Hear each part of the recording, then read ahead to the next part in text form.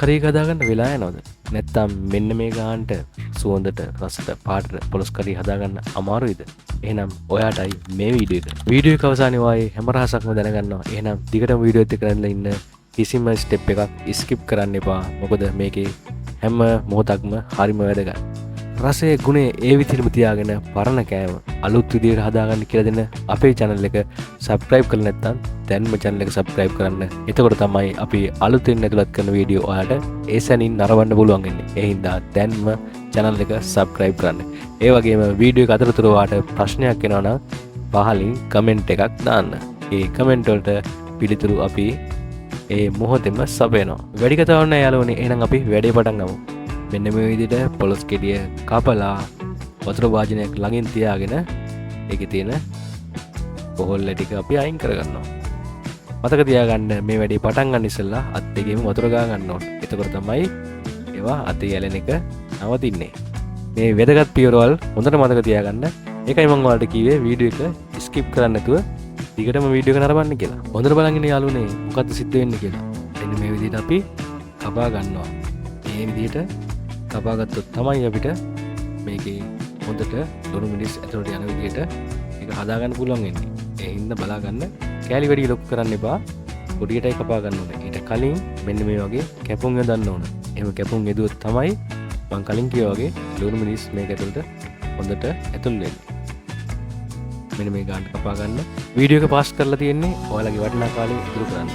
මේ වේගෙන් කපා ගන්න යන්න එපා. එහෙම වුණොත් ඔයාලගේ අත කපා ගන්නයි සාම්ප්‍රදායික උයන ක්‍රම වලට ඇත්තටම අපි ගොඩක් කරගන්නවා. නමුත් අපේ වර්තමාන ජීවන රටාවත් එක්ක අපිට ඉස්සරහට යන්න වෙනවා. ඒ හින්දා අපි අලුත් ක්‍රම හොයා ගන්නවා. ලුණු ටික මෙන්න මේ විදිහට කපා ගන්නවා. ඊට පස්සේ අපි මේකට එකතු කරනවා ගම්පිරිස් කුඩු, රම්පේ, කුරුඳු පොතු, එතකොට කරාම් නැටි, කහ කුඩු, ලුණු කුඩු, මිරිස් කුඩු, තුන පහ කුඩු, සුදු උණු පොඩ්ඩකුත් එකතු කර ගන්නවා. සමහර ස්ටෙප් මම මේක පෙන්නලා නැහැ. ඒ ඔයාලගේ කාලය ඉතුරු කරන්න. නමුත් මේ දේවල් අනිවාර්යෙන් අපි මේකට එකතු කරන්න ඕන. තව ගොරක කෑල්ලක් හෝ ගොරක පේස්ට් එකෙන් පොඩ්ඩක් මේකට අපි එකතු කරගන්න ඕන. එතකොට තමයි මේකට පොඩි ඇඹුල් රසක් එක්ක අමුතුම පොලොස් ඇඹුලේ නියම රස එන්නේ. ඊට පස්සේ අපි මේක මෙන්න මේ විදිහට කලවම් කරගන්නවා. පැරණි ක්‍රමයට නම් මේක මේ විදිහට කලවම් කරලා ටික වෙලාවක් තියන්න ඕනේ. හැබැයි අපිට දැන් එහෙම තියන්න කාලයක් නැහැ. මම ඔයාලට මේ වීඩියෝ එකෙන් කියලා දෙන්නේ ෆාස්ට් කුකින් කරන විදිය. ඒ හින්දා ඔයාලගේ කාලය ඉතුරු කරගෙන මේක කරන විදියයි මම කියලා දෙන්නේ. ඒ හින්දා ඔයාලා මේක වැඩි වෙලාවක් තියන්න ඕනේ. මේකට පොල් කිරි ටිකක් අපි ලෑස්ති කරගන්නවා කලින්ම. මේකට පොල් කිරි එකතු කරගන්න තරමට තමයි රස වැඩි වෙන්නේ. ඒක හොඳට මතක තියාගන්න. වීඩියෝ එක දිගටම බලන්න. මොකද එක පියවරක් හරි මිස් වුණොත් ඉවරයි. ඔයාලට මේක රසට හදාගන්න බැරි වෙනවා. දැන් අපි තෙල් ටිකක් ලිපේ තියලා ඒකට අබ, කරපිංචා, කුරුඳු පොත්තක්, කරාම් නැටි, ලුණු, සුදු ලුණු එකතු කරලා මේක අන්වන් පැහැට එනකම් හොඳට සුවඳක් එනකම් අපි මේක තෙලේ තෙම්පරාදු කරගන්නවා. මේ හැම පියවරක්ම හරිම වැදගත්. ඔයාලට මම කියලා දෙන්නේ කොහොමද මේක ඉතාම ඉක්මනින් හදාගන්නේ කියලා.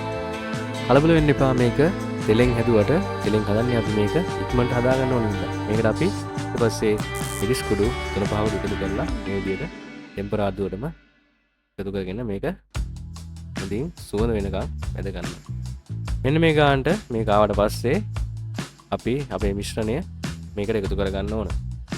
ගෙදර ඉන්න හැමෝටම සුවඳ එන මොහොතක් තමයි මේ වෙලාවේ තමයි අපි අපේ මිශ්‍රණය මේකට එකතු කරන්නේ. මේක හොඳින් කලවම් කරගෙන ඊට පස්සේ මේකට අපි එකතු කරනවා අපි මුලින් සූදානම් කරගත්තු පොල් කිරි. හොඳින් බලන් ඉන්න.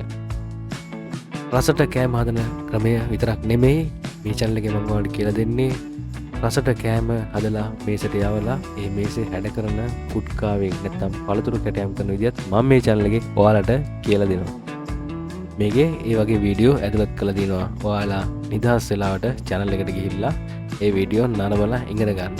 ඒ වගේම අත්මාළු හදන හැටි, එතකොට මල්ලුරු මස් රසට පාටට කැකිරි කරි එකක් හදන හැටි, ඒ වගේම තවත් වීඩියෝ ගොඩක් මේ channel එකේ මම ඔයාලට කියලා දීලා තියෙනවා.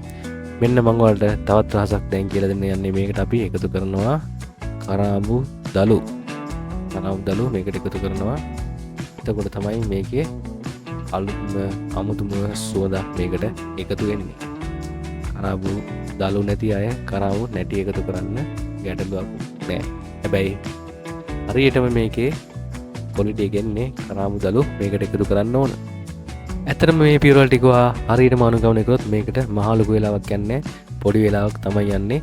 මේක මේ දරලිපේ හදලා තියෙන්නේ ඔයාලට ගෑස් එකේ වුණත් මේක තියාගන්න පුළුවන් කිසිම ප්‍රශ්නයක් වෙන්නේ නැහැ. රසයට හානියක් වෙන්නේ නැහැ. ඉක්මනට හදාගන්න ඕන නිසායි අපි මේක තෙලෙන් හැදුවේ. මොකද කාර්යබහුල ජීවන රටාවක් ගෙනියන ඔයාලටයි මේ වීඩියෝ එක මම ගෙනත් තියෙන්නේ. පොලොස් කරි රස බලන්න අපි නම් ඉන්දියාප්පත් ලෑස්ති කරලා තියෙන්නේ. ඉන්දියාප්ප වගේම පාන් වලට පාන් රාත්තලක් වුණත් කිසිම ගේමක් නැතුව කන්න පුළුවන් කරි එකක් තමයි මේක. පොලොස් කරි එක මේ විදිහට රත් වෙනවා. අපි මතක් කරගමු මේකේ මම ඔයාලට පුංචි පුංචි රහස් ගොඩක් කියලා දුන්නා. පළවෙනි එක කපා ගන්නකොට ඉස්සල්ලාම අතේ වතුර ගා ගන්න ඕනේ. එහෙම වුණොත් තමයි කොහොල්ල ගෑවෙන එක නවතින්නේ. ඊට පස්සේ කපනකොට ලොකු කෑලි කපා ගන්නෑ. තරමක් පොඩි කෑලි තමයි කපා ගන්නෙ. ඔන්න බලන්න මේකේ පාට ලස්සන දිනවනේ. හරි. එතකොට කපා ගන්න විදිය කියලා දුන්නා. ඊනි කෑලි කපා ගන්නවා. ඒ වගේම කැපුම් යොදන්න ඕන. එතකොට තමයි ලුණු මිරිස් මේකට හොඳට අල්ලන්න කියලා කිව්වා. මෙන්න වැඩේ ඉවරයි. දැන් අපිට තියෙන්නේ මේකේ රස බලන්න. ඔයාලත් මේක හදලා ඔයාලගේ කමෙන්ට්ස් මට පහලින් කමෙන්ට් සෙක්ෂන් එකේ දාන්න. ඒක තමයි ඔයාලා මට දෙන්න ලොකුම සහයෝගය. ඉදිරියට මම ඔයාලට මේ වගේ රස පාට සුවඳ තියෙන රස කෑම ගොඩක් හදන්න කියලා දෙනවා. ඒ හින්දා channel එක subscribe කරලා තියාගන්න. එතකොට තමයි මම කියවගේ ඔයාලට මං දාන අලුත්ම වීඩියෝ වලට එසනින් නරඹන්න පුළුවන් වෙන්නේ. එහෙනම් යාළුවනේ මේකේ රස බලලා එන්නම්. ඊට කලින් මම ඔයාලට චුටි පණිවිඩයක් තියෙනවා කියන්න. මම ඔයාලට මුලින් කිව්වා වගේ ලස්සන ෆුඩ් කාවින් කරන හැටි ඒ වගේම රස කෑම වලින් අපේ channel එකේ තියෙනවා. ඒ වගේ පුංචි දෙයක් මේ වීඩියෝ එකේ ඊළඟට මම ඔයාලට පෙන්නලා තියෙනවා. ඒක ලස්සනයි නම් like එකක් දාගෙන යන්න. ඒ විතරක් නෙමෙයි ඒක ලස්සනයි නම් ඔයාලටත් ඒක ඉගෙන ගන්න ඕන නම් මගේ channel එකට ගිහිල්ලා කාවින් FM channel එකට ගිහිල්ලා මේ වීඩියෝ නරඹලා ඔයාලා ඉගෙන ගන්න. මෙන්න බලන්න ලස්සනයි නම් like එකක් දාන්න. ගොඩක් ලස්සනයි නම් comment එකක් දාන්න. යාළුවනේ ඒ ඔයාලා දැක්කේ අපේ channel එකෙන් ඉගෙන ගන්න පුළුවන් කෑම හදන හැටි විතරක් නෙමෙයි ෆුඩ් කාවින් කරන හැටි ඉගෙන පුළුවන්.